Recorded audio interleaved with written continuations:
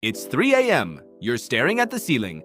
Your phone is face down beside you because you already know checking it will make this worse. Your brain is running through tomorrow's meeting, an argument from 6 years ago, and a vague sense that you forgot to do something. You feel broken? You feel like the only person on earth who can't just sleep through the night. You are not broken. For most of human history, this exact moment, wide awake in the dark, was not a malfunction. It was the plan. Historian Roger Ekirch spent over a decade digging through old court records, diaries, and medical texts from pre-industrial Europe. He found something strange. Hundreds of ordinary documents casually mention a first sleep and a second sleep. Not as a rare event. As a normal Tuesday, people went to bed a couple of hours after sunset. They slept for 3 or 4 hours. Then they woke up. Not from a nightmare, not from noise. They just woke up the way you wake up when a movie ends. And then they got up. They stirred the fire. They talked quietly with a spouse. Some prayed, some had sex. Some just lay there in the dark thinking, the way your mind does at 3 a.m. now.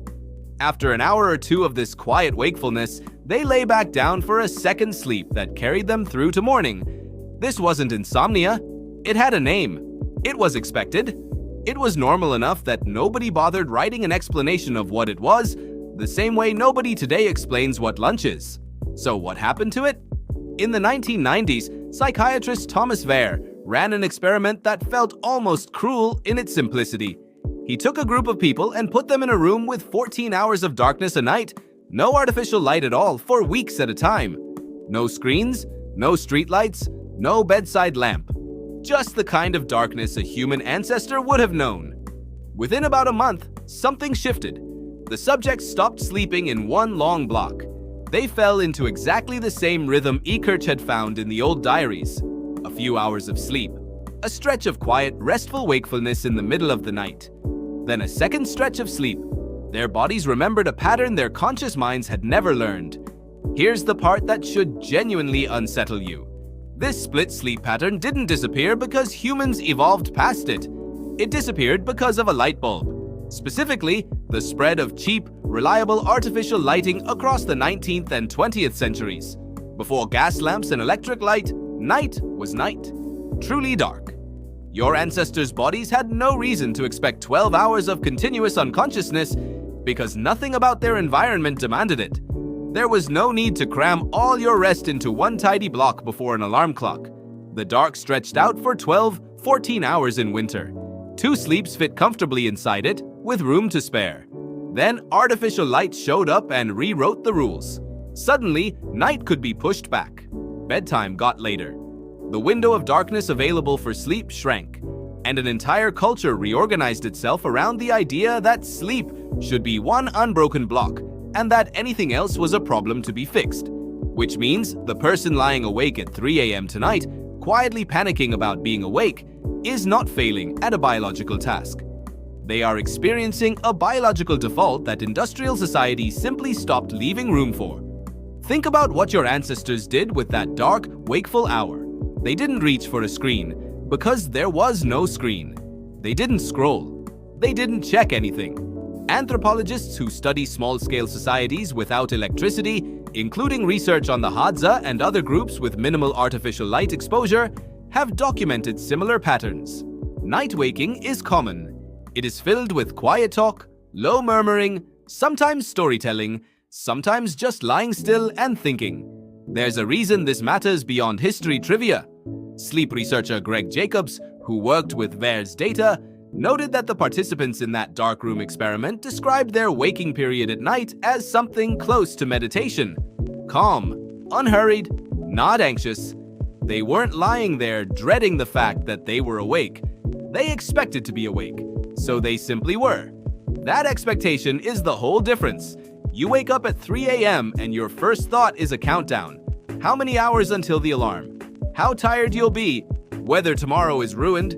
Your ancestor woke up at 3 a.m. and thought about nothing in particular, or maybe about the fire, or maybe about a dream, and then got sleepy again on their own schedule. The waking itself was never the problem. The panic about the waking is the modern invention. There's also a quieter, stranger idea buried in Wehr's research. The gap between first and second sleep may have functioned like a pressure valve for the brain.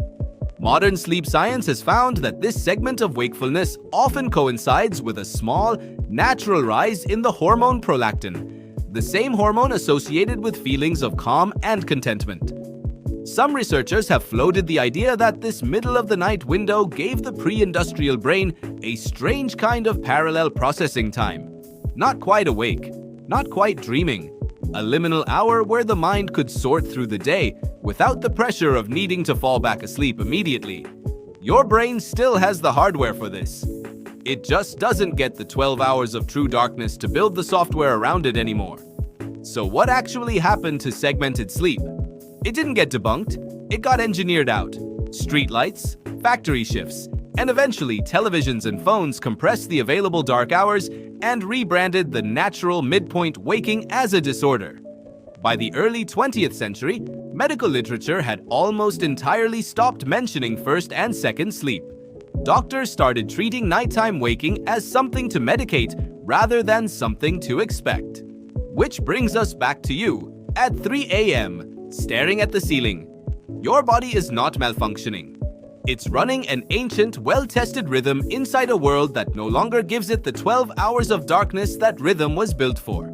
The anxiety you feel about being awake is not ancient. It's recent. It's the byproduct of clocks, alarms, and a culture that decided sleep should look like a single, uninterrupted block or nothing at all. Ekirch's old court documents and diaries never once described night waking as a crisis. They described it as Tuesday. Maybe the next time you wake in the dark, the goal isn't to panic your way back to sleep. Maybe it's to sit in that quiet hour the way your ancestors did. Not fighting it, not measuring it against a clock. Just letting the fire burn low, the mind wander, and the second sleep come when it's ready. You were never broken. You were just given the wrong number of hours of darkness to be human in.